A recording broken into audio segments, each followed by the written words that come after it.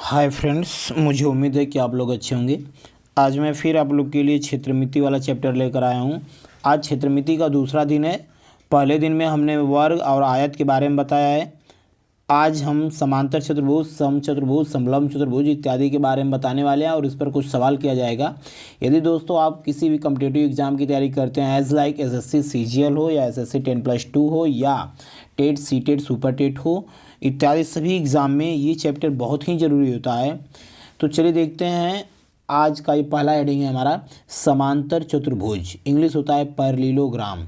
तो समांतर चतुर्भुज, ये इसके मतलब हेडिंग से ही क्लियर हो रहा है कि समान अंतर, समांतर का मतलब होता है समान अंतर, यानी समान अंतर होना चाहिए। चतुर माने चार, भुज माने भुजा, यानी चार भुजाओं में समान अंतर होना चाहिए। तो जिस चतुर्भुज के आमने सामने की भुजाएं समान तथा समांतर हों, उस चतुर्भुज को समांतर चतुर्भुज कहते हैं। दोस्तों ये तो है इसका परिभाषा। इसका मतलब पूरा अभी समझ जाएंगे कि जिस चतुर्भुज के आमने सामने की भुजाएं, यानी ऐसा चतुर्भुज होगा उसके आमने सामने की भुजाएं समान होंगी और आपस में समांतर भी होंगी, समांतर चतुर्भुज कहते हैं। और दोस्तों समांतर चतुर्भुज का क्षेत्रफल का फार्मूला होता है, समांतर चतुर्भुज का क्षेत्रफल बराबर होता है बेस इंटू हाइट। देखिए दोस्तों यहाँ पर दे रखा है समांतर चतुर्भुज का शेप इसी तरह से बनता है। आई होप कि आप लोग इसको बनाना सीख जाएंगे और सीख भी लीजिए अगर नहीं जानते हैं तो।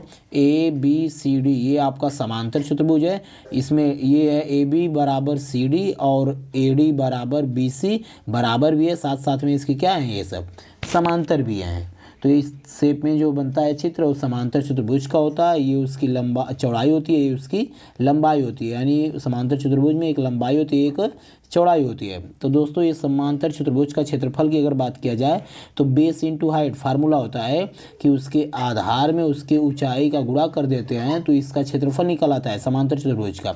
आधार का मतलब ये जो आधार बना रहेगा वो लंबाई पर हो या चौड़ाई पर हो। तो अगर ये लंबाई पर आधार बना है तो ये आधार हो गया उसका लंबाई और गुणे ऊंचाई, ये वाली किसी भी शीर्ष से सामने वाली भुजा पर लंब खींच देंगे, ये हो जाएगी उसकी क्या, ऊंचाई। तो आधार का ऊंचाई में गुणा कर देंगे तो आ जाता है क्षेत्रफल।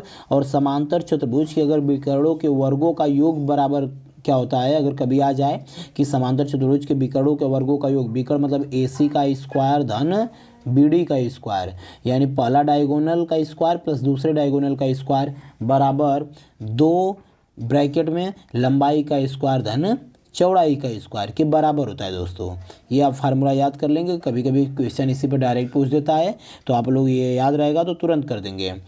तो समांतर चतुर्भुज का परिमाप क्या होता है, परिमाप मतलब चारों तरफ का माप। तो इसमें दोस्तों आप देख रहे हैं ये भुजा अगर A है तो ये भी A है, ये अगर B है तो ये भी B है। कहने का मतलब जितना ये होगा उतना ये है, जितना ये है उतना ये है। तो 2 ठो लंबाई है, 2 ठो चौड़ाई है, तो यही फार्मूला लिखे हैं 2 ब्रैकेट में लंबाई धन चौड़ाई।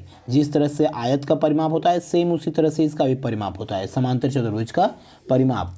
आई होप कि इतनी बात आप जरूर समझ गए हैं। फिर दोस्तों अब आते हैं नेक्स्ट आपका है समचतुर्भुज। सम से क्लियर ही है, उसके हेडिंग से ही क्लियर है उसके परिभाषा। सम मतलब समान, चतुर मतलब चारों, भुज माने भुजा, यानी ऐसा चतुर्भुज जिसकी चारों भुजाएं क्या हों, समान हो, समचतुर्भुज कहलाता है। तो दोस्तों देखिए इसमें क्या क्या दिया हुआ है। समचतुर्भुज को इंग्लिश में रोम्बस बोलते हैं। देखिए ABCD एक समचतुर्भुज है, AB बराबर BC बराबर CD बराबर DA। इसमें दोस्तों चारों भुजाएं एक दूसरे के बराबर होती हैं, AB बराबर BC बराबर CD बराबर DA। दोस्तों अगर आप पहली बार पढ़ रहे हैं तो सब कुछ नोट करेंगे, अदरवाइज कई बार पढ़ चुके हैं तो बस आप बिल्कुल रिवाइज ही करते चलिए, इसमें नो डाउट आप समझ में आ जाएगा। तो ये हो गया समचतुर्भुज। और ये इनके विकर्ण होते हैं जो ना एक दूसरे को 90 अंश पर प्रतिच्छेद करते हैं, यानी एक दूसरे को बराबर बराबर तो काटते हैं, जितना AO होगा उतना OC ही होगा और जितना OB होगा उतना OD होगा, यानी OB बराबर OD है और AO बराबर OC है। और इनके विकर्ण एक दूसरे को 90 अंश पर प्रतिच्छेद करते हैं। और संगत कोणों का योग, यानी जो 7 कोण बने हुए हैं, B के साथ A लीजिए या B के साथ C लीजिए या C के साथ D लीजिए या C के साथ B लीजिए, यानी पास पास के कोणों का योग कितना होता है, 180 अंश होता है। दोस्तों ये भी आप नोट कर लेंगे, याद कर लेंगे। और अगर इसका क्षेत्रफल की बात किया जाए, समचतुर्भुज का क्षेत्रफल अगर पूछता है सवाल में कि समचतुर्भुज है उसका क्षेत्रफल बताओ, तो क्षेत्रफल बराबर होता है 1/2 गुणे विकर्णों का गुणनफल। कहने का मतलब पहला विकर्ण गुणे दूसरा विकर्ण। और एक फार्मूला और होता है, अगर इसका एरिया पूछे यानी क्षेत्रफल पूछे तो बेस यानी उसके आधार में उसकी ऊंचाई का क्या कर देते हैं, गुणा, यानी बी डी गुणे एओ, बी डी गुणे एओ यानी आधार गुणे ऊंचाई में गुणा कर देते हैं दोस्तों, तो उसका आ जाता है क्या, क्षेत्रफल आ जाता है। और दोस्तों अगर कभी कभी इसकी भुजा पूछ दे कि समचतुर्भुज है उसकी भुजा बताइए, तो भुजा बराबर होता है दोस्तों 1/2 अंडर रूट में पहला विकर्ण का स्क्वायर धन दूसरे विकर्ण का स्क्वायर, पहले विकर्ण का स्क्वायर धन दूसरे विकर्ण का स्क्वायर, भुजा निकल जाता है इससे आप। अब दोस्तों उसके आगे चलते हैं तो आता है हमारा समलंब चतुर्भुज। समलंब चतुर्भुज इस शेप में बनता है, इस तरह से बनता है, आमने सामने एक भुजा दो ठो समांतर होती है लेकिन बराबर नहीं होती है, और दो ठो तो न समांतर होती है न ही बराबर होती है। इसको इंग्लिश में बोलते हैं ट्रपेजियम। समलंब चतुर्भुज को क्या बोलते हैं, ट्रपेजियम। हाँ, इनके जो विकर्ण होते हैं एक समान अनुपात में एक दूसरे को प्रतिच्छेद करते हैं, कहने का मतलब AO अपान OC बराबर OB अपान OD। इनके विकर्णों का अनुपात क्या होता है, समान अनुपात में होते हैं, इनके विकर्ण एक दूसरे के समान अनुपात में काटते हैं। अगर इसका क्षेत्रफल की बात किया जाए कि समलंब चतुर्भुज है उसका क्षेत्रफल बताइए, तो क्षेत्रफल बराबर होता है 1/2 गुणे समांतर भुजाओं का योग। समांतर भुजाओं का योग मतलब कहने का मतलब अगर ये 4 सेमी है, ये 10 सेमी है, तो 4 धन 10 यानी समांतर भुजाओं का योग गुणे ऊंचाई। ऊंचाई का मतलब दोस्तों यहाँ से ए से यानी शीर्ष से सामने वाली भुजा पर लंब खींचते हैं तो वही हो जाता है उसकी क्या, ऊंचाई। ये हो गया उसकी ऊंचाई, ए ही हो गया उसकी ऊंचाई, यानी समांतर भुजाओं का योग AB धन DC और गुणे ऊंचाई मतलब ए ही हो जाता है। ये हो गया उसका क्षेत्रफल का फार्मूला। दोस्तों हमने अभी आपको समांतर चतुर्भुज, समचतुर्भुज और समलंब चतुर्भुज बता दिया, उसके बारे में बता दिया, उस पर सभी फार्मूले बता दिए जितने भी फार्मूले होते हैं। अब इन तीनों पर दोस्तों अब कर लेते हैं हम लोग क्वेश्चन। चलिए क्वेश्चन नंबर मेरा पहला है, देखिए दोस्तों क्वेश्चन नंबर फर्स्ट है, ABCD एक वर्ग है, ABCD एक वर्ग है। वर्ग का मतलब जितना ये भुजा होगा उतना ये भुजा होगा, उतना ये भुजा होगा, उतना ये भुजा, यानी चारों भुजाएं बराबर होंगी। और प्रत्येक कोण कितने अंश का होता है, 90 अंश का होता है। ये 90 तो ये भी 90 तो ये भी 90 यानी सब 90 होते हैं। और दिया हुआ है कि त्रिभुज BCE एक समबाहु त्रिभुज है, BC और E एक समबाहु त्रिभुज है। दोस्तों समबाहु का मतलब जिसके प्रत्येक भुजा समान होती है यानी बराबर होती हैं, समबाहु त्रिभुज कहलाता है। तो देखिए दोस्तों ये A है तो ये भी कितना होगा, A होगा, और ये भी कितना होगा, A होगा, क्योंकि समबाहु त्रिभुज है तो समबाहु त्रिभुज की प्रत्येक भुजा क्या होंगी, बराबर होंगी। तो दोस्तों अगर इसको लिखना होगा तो आप लिख सकते हैं कि चूंकि ABCD एक वर्ग है, BC बराबर AB बराबर AD बराबर DC बराबर A, तो ABCE एक समबाहु त्रिभुज है तो ये A है, तो ये भी A है, तो ये भी A होगा। आई होप कि इतनी बात आपको क्लियर हो गई होगी। समबाहु त्रिभुज के होने की वजह से तो पूछा हुआ क्या, EDC, ED और C यानी इस कोण का मान पूछा हुआ है, तो EDC का मान पूछा हुआ है। तो आप देख रहे हैं दोस्तों कि BCE एक समबाहु त्रिभुज है, BCE एक समबाहु त्रिभुज है। तो दोस्तों समबाहु त्रिभुज है तो इसका प्रत्येक कोण कितने अंश का होगा, 60 अंश का होगा। तो ये कितने का हो जाएगा, 60, ये भी 60 और ये भी 60 हो जाएगा। आई होप कि इतनी बात आप समझ रहे होंगे। ये 60 हो गया दोस्तों। तो आप देख रहे हैं कि इधर 90 बना हुआ है, इधर कितना है 90, क्योंकि वर्ग था, और इधर 60 हो गया। तो टोटल मिला करके यहाँ से DCE का मान कितना हो जाएगा दोस्तों, DCE का मान कितना हो जाएगा, 90 प्लस 60 यानी हो गया 150। कितना हो गया, 150 दोस्तों। तो अब आप देख रहे हैं कि ये भी जितनी भुजा है उतना ये भी है, उतना ये भी है, तो ये बराबर भुजा हो गई, जितना ये है उतना ये है। तो बराबर भुजा के सामने के कोण भी बराबर, तो ये किसी भी त्रिभुज में, त्रिभुज आप देख रहे हैं त्रिभुज DCE में त्रिभुज में DC बराबर CE है। जब दो भुजा बराबर हैं तो बराबर भुजा के सामने के कोण भी क्या होते हैं, बराबर, यानी इस भुजा के सामने का ये वाला कोण और CE भुजा के सामने का ये वाला कोण बराबर होगा। तो दोस्तों ये मिला करके पूरा 150 है। तो त्रिभुज के तीनों कोणों का योग होता है 180। तो 150 में से ये 180 में से 150 निकल गया तो बचा 30। 30 में जितना ये होगा उतना ये होगा, तो 30 में आधा आधा बढ़ जाएंगे यानी 15 हो जाएंगे। तो DCDE का ये या EDC कहिए, जो बीच में रहता है उसी को पढ़ते हैं हम लोग, डी बीच में तो बीच में हो गया, तो EDC बराबर हो गया दोस्तों 15 अंश। कैसे आया, मुझे उम्मीद है कि आप लोग समझ गए होंगे। यहाँ पर बराबर भुजा के सामने के कोण बराबर होते हैं, इसलिए ये पूरा 150 हो गया था, तो बचा था 30, 30 में से 15 ठोइए, 15 ये हो गया दोस्तों इसका आंसर। आई होप कि आप बात समझ रहे होंगे। चलिए दोस्तों देखते हैं क्वेश्चन नंबर सेकेंड। देखिए दोस्तों क्वेश्चन नंबर सेकेंड है, किसी समचतुर्भुज के दोनों विकर्णों की लंबाई है। दोस्तों चतुर्भुज दिया हुआ है, कैसा चतुर्भुज, समचतुर्भुज है। तो अभी हमने बताया था कि समचतुर्भुज का मतलब होता है ऐसा चतुर्भुज जिसकी चारों भुजाएं क्या हो, बराबर हो, समचतुर्भुज कहलाता है। यानी ये AB बराबर BC बराबर CD बराबर DA, तो उनके विकर्णों की लंबाई है, यानी विकर्णों की लंबाई है। तो इसमें दो विकर्ण होते हैं, एक AC है और दूसरा BD है, तो क्रमशः 10 और 24 है। मान लीजिए इसका 10 है ये, और AC कितना है 24 है, यानी पहला विकर्ण 10 है और दूसरा विकर्ण D2 डायगोनल 24 सेंटीमीटर है। तो समचतुर्भुज का परिमाप ज्ञात करो। दोस्तों इसका परिमाप पूछा हुआ है, तो समचतुर्भुज का परिमाप पूछा हुआ है, तो परिमाप मतलब चारों तरफ का माप, ये धन ये धन ये धन ये, समचतुर्भुज का परिमाप। तो दोस्तों देखिए कैसे हम लोग निकालते हैं समचतुर्भुज का परिमाप, बराबर, यानी 4 गुणे भुजा, इसकी चारों भुजा क्या होती हैं, बराबर होती हैं, तो 4 गुणे भुजा। अगर हमें दोस्तों एक भुजा का मान पता चल जाए तो हम उसमें 4 का गुणा कर देंगे, तो उसका आ जाएगा क्या, परिमाप आ जाएगा। तो चलिए हम इसका एक भुजा का मान निकालते हैं। तो अगर ये पूरा 10 है, तो हमने बताया था समचतुर्भुज की परिभाषा में कि जितना BO होगा उतना ही OD होगा। तो 10 था तो ये 5 हो जाएगा, BO कितना हो जाएगा, 5 हो जाएगा, यानी त्रिभुज AOB में BO बराबर 5 सेमी हो जाएगा, क्योंकि BO बराबर क्या है, OD है। और दोस्तों अगर ये 24 है, AC पूरा 24 है, तो AO कितना हो जाएगा, 12 हो जाएगा, क्योंकि बराबर बराबर काटते हैं एक दूसरे को विकर्ण इनके, ये हो गया 12, और AO बराबर कितना हो गया, 12 सेमी, AO बराबर 12 सेमी।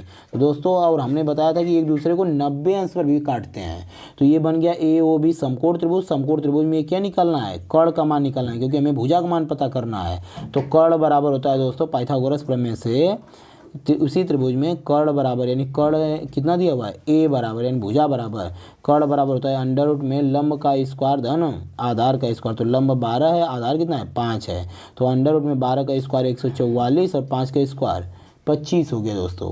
तो 144 में 25 जोड़ेंगे तो आएगा 169, 169 अंडर रूट में से बाहर निकलेगा तो उसका वर्गमूल होता है, कितना का वर्गमूल होता है, 169 का वर्गमूल 13 का वर्ग होता है दोस्तों।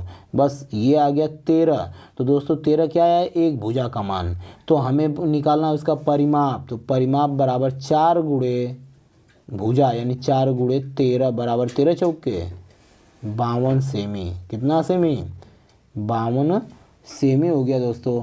आई होप कि इतनी बात आप जरूर समझ रहे होंगे। दोस्तों चलते हैं क्वेश्चन नंबर नेक्स्ट की तरफ। ये आ गया 52 सेमी दोस्तों, आपका आंसर आया हुआ है। अब चलते हैं क्वेश्चन नंबर नेक्स्ट की तरफ। देखिए दोस्तों क्वेश्चन नंबर थर्ड है, दो समान वृत्त, यानी जो वृत्त हैं वो समान हैं, एक दूसरे के केंद्र से होकर जाते हैं, यानी पहला वृत्त दूसरे वाले केंद्र से, दूसरा वृत्त पहले वाले के केंद्र से होकर जाता है, जिनकी त्रिज्याएं A सेमी है। यानी दोस्तों उसके केंद्र से उसके परिधि पर कहीं मिलाएंगे तो त्रिज्या बन जाती है, यानी यहाँ से त्रिज्या यहाँ मिलाइए चाहे यहाँ से यहाँ मिलाइए, A सेमी है, तो यहाँ से यहाँ भी मिलाएंगे उसकी परिधि पर तब भी A सेमी है। तो इस प्रकार से आप देख रहे हैं कि चारों भुजाएं समान बन गई हैं। जो आपका ये चतुर्भुज है AOBO डैश, ये कैसा चतुर्भुज है, सम चतुर्भुज बन गया है या वर्ग बनेगा, दो ही प्रकार के बनेंगे। तो बोला हुआ है कि तो वृत्तों में उभयनिष्ठ सम चतुर्भुज। अब दोस्तों यहाँ पर क्लियर कर दिया है कि सम चतुर्भुज बना हुआ है।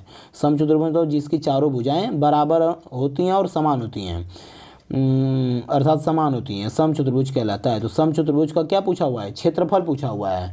तो दोस्तों सम चतुर्भुज का क्षेत्रफल हमने बताया है, कैसे निकालते हैं।